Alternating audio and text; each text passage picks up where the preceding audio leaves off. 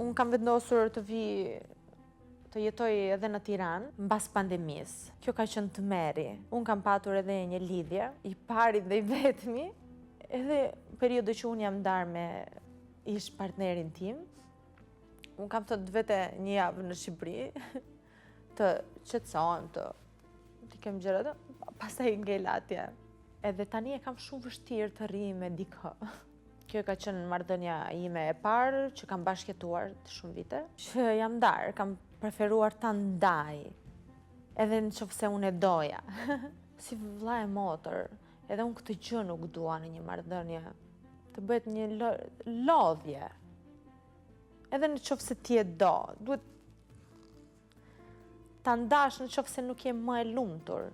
Thosha, ky do jetë i pari, ky do jetë i fundit. Domethënë, do krijojmë një familje bashkë. Nuk e di pse po qaj për këtë gjë. Që kjo gjë nuk ndodhi. Nuk ndodhi për fajin e të dyve. Nuk mund ta bësh një gjë edhe ti thuash, ngela unë.